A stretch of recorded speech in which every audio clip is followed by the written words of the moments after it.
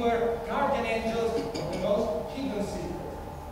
But most of all, these love letters were not only love, deep and profound, but also frivolous and light.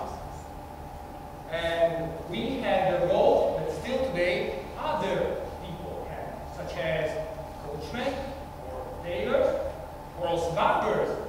Yes, barbers. I remember of a guy as cute and as clever as me.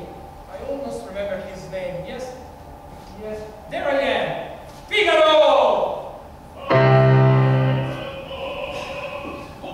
Che mai quest'importuno? Lasciamolo passare! Sotto quegli archi non veduto, vedrò quanto bisogna.